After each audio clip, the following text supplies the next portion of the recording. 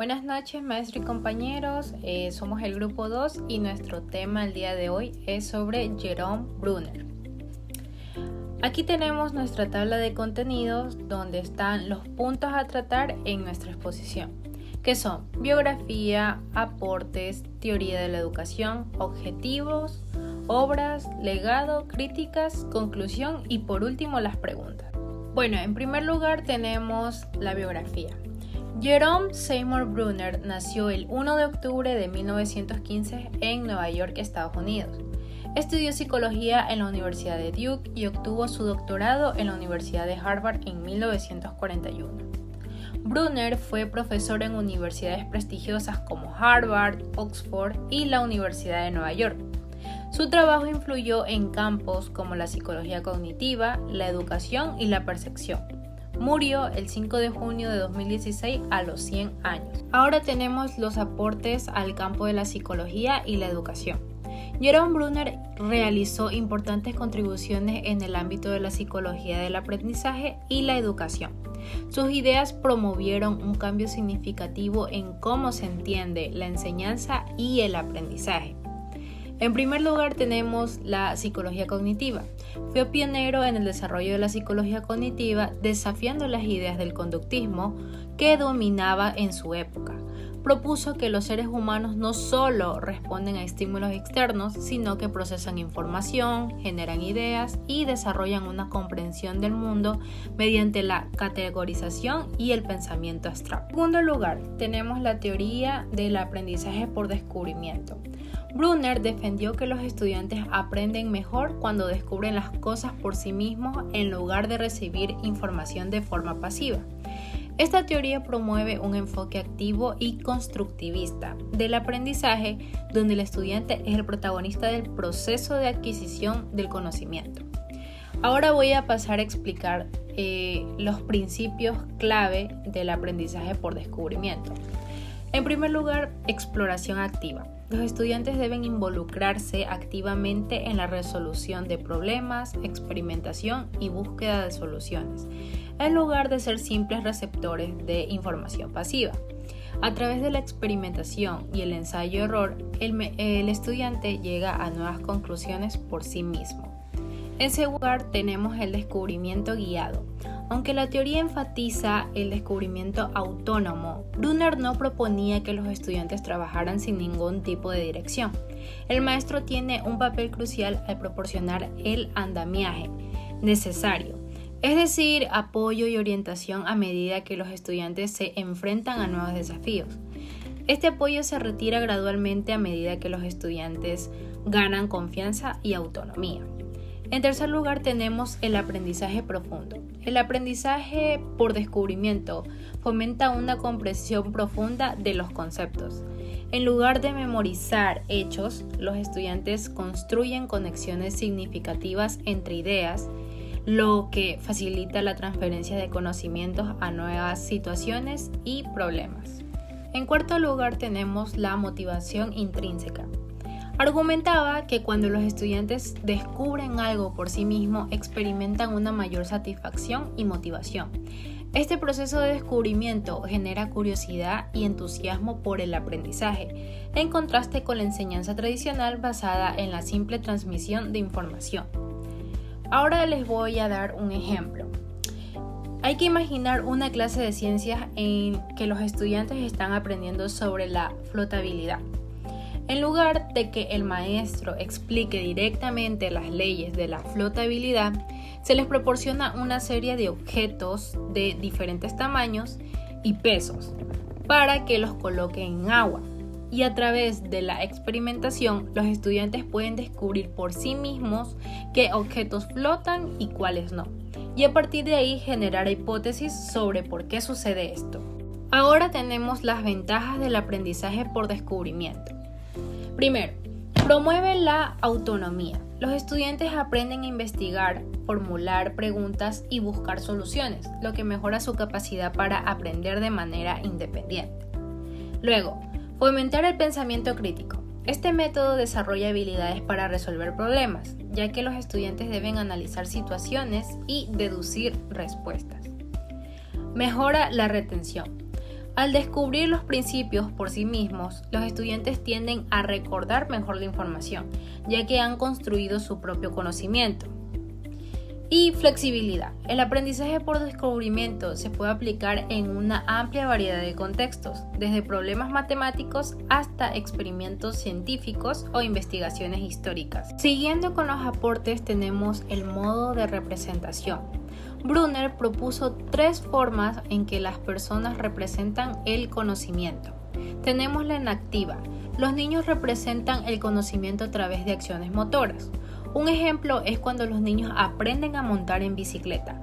No pueden describir las leyes físicas de cómo mantener el equilibrio, pero lo logran a través de la acción y la práctica constante. Luego tenemos la icónica. El conocimiento se representa a través de imágenes o gráficos.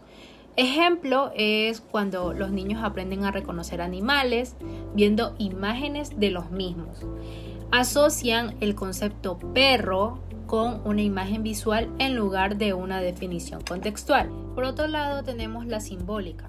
El conocimiento se representa a través de palabras o símbolos abstractos.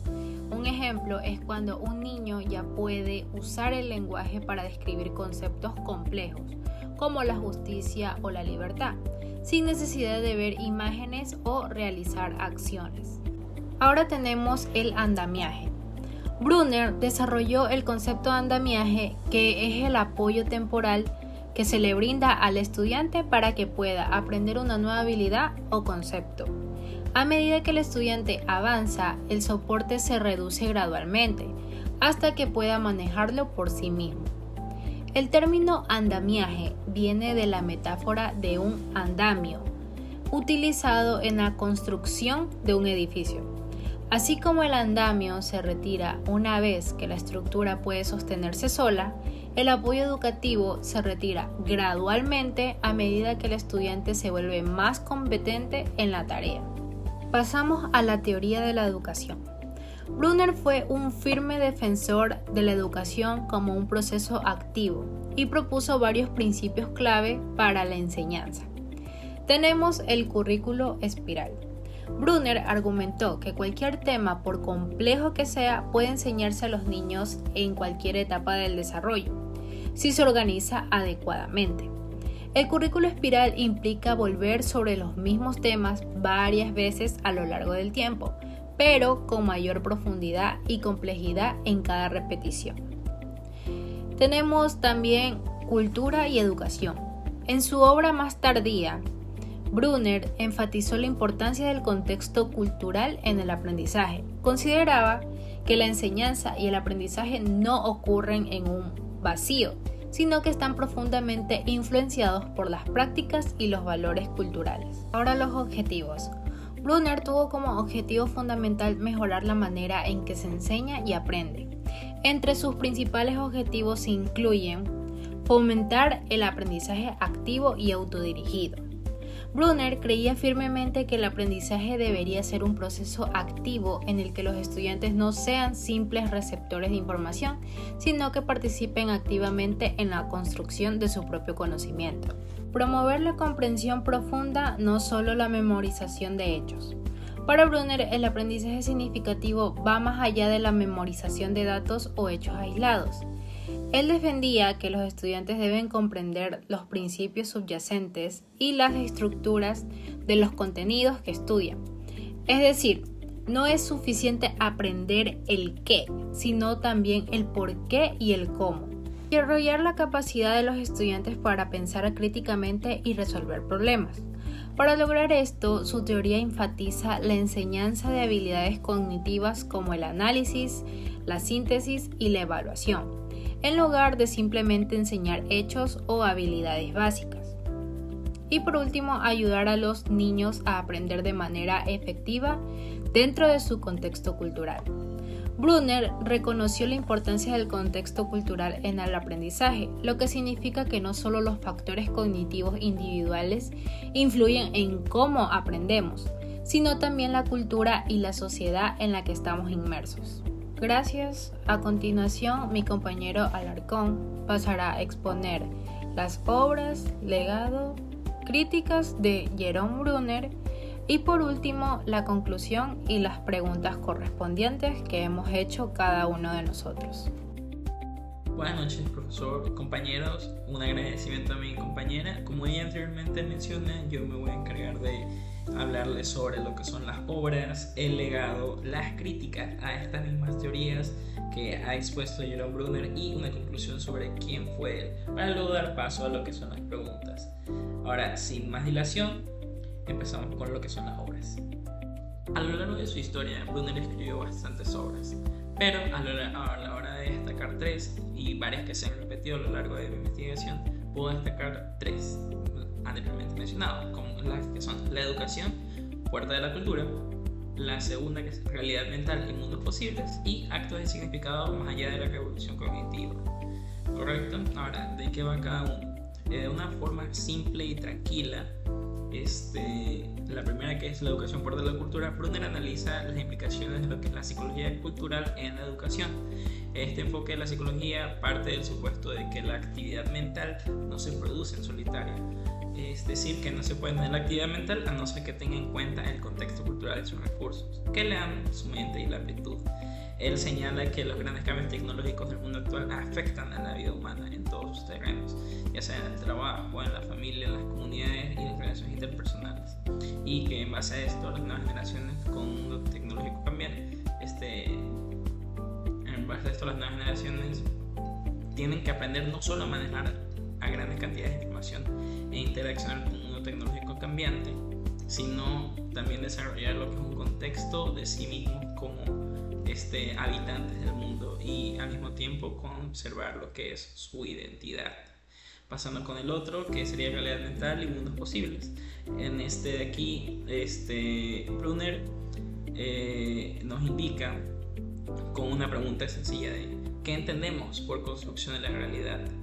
Él indica que la realidad no reside en una cosa, ni en la cabeza, no reside en algo específicamente, sino en el acto de poder discutir y negociar sobre el significado de esos conceptos. De modo que las realidades de la sociedad y la vida social son productos lingüísticos, es decir, cuando uno dice que lo que nosotros podemos llegar a conocer como realidad es solamente algo a lo que se le dio ese concepto, pero no lo es, no es como que son de uso lingüístico tal como él dice.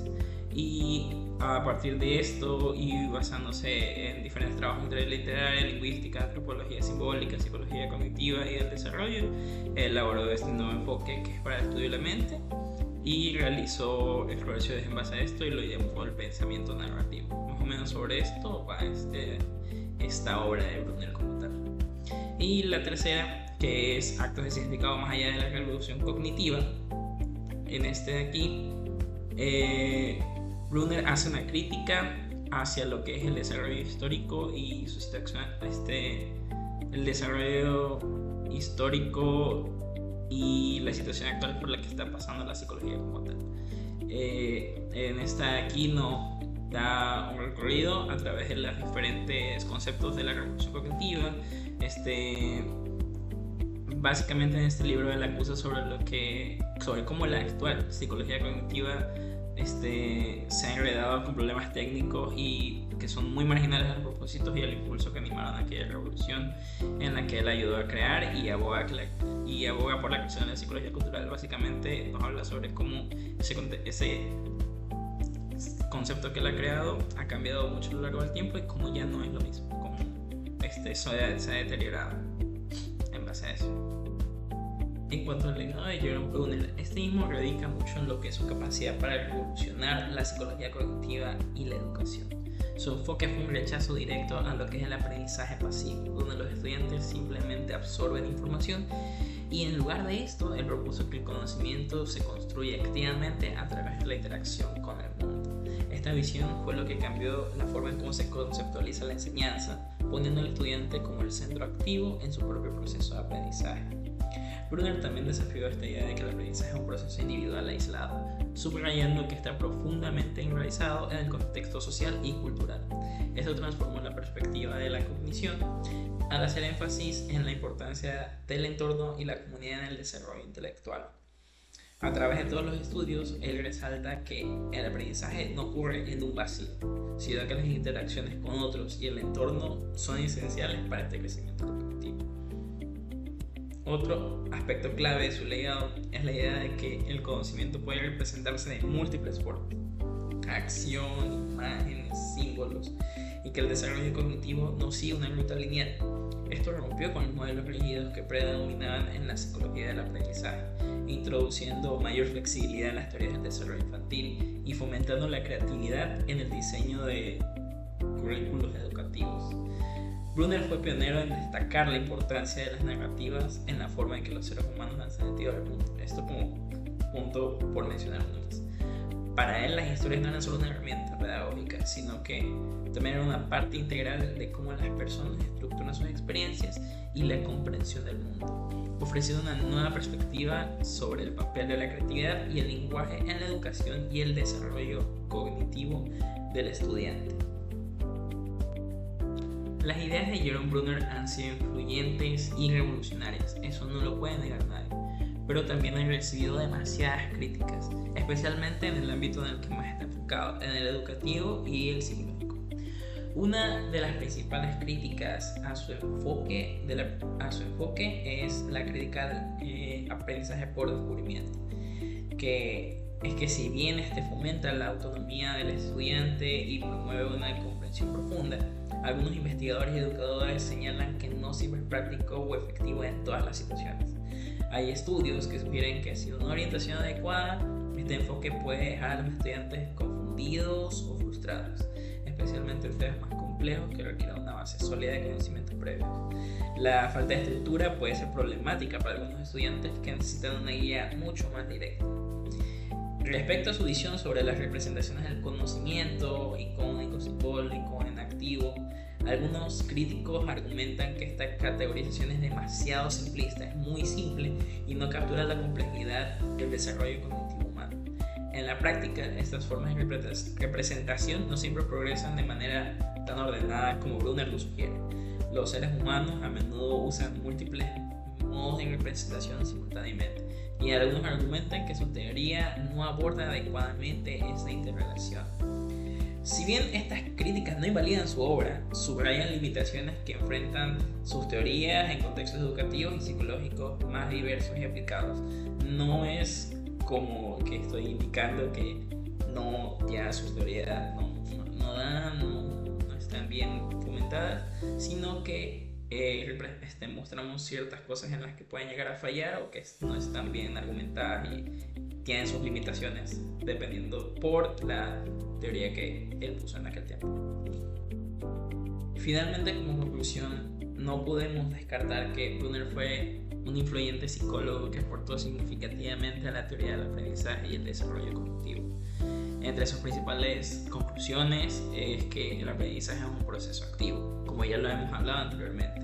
En este aprendizaje las personas construyen su conocimiento a través de la interacción con su entorno.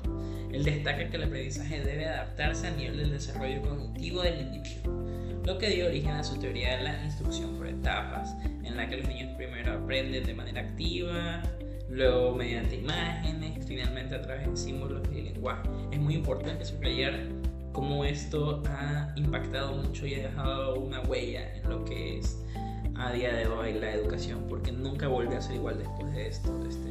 Es algo que está presente en todas partes y está presente desde que uno es pequeño hasta la actualidad en la universidad, en todas partes está presente aquello. Brunner subrayó la importancia de cómo este descubrimiento guiaba la educación, la importancia del descubrimiento guiaba la educación, en lugar de una simple transmisión de información, es decir, yo la recepto y ya está, y ahí acabó. Él considera que el objetivo de la enseñanza no era solo impartir conocimientos, sino capacitar a los estudiantes para pensar por sí mismos y resolver problemas. Así promovió una educación mucho más centrada en el pensamiento crítico y la participación activa de los alumnos en su aprendizaje.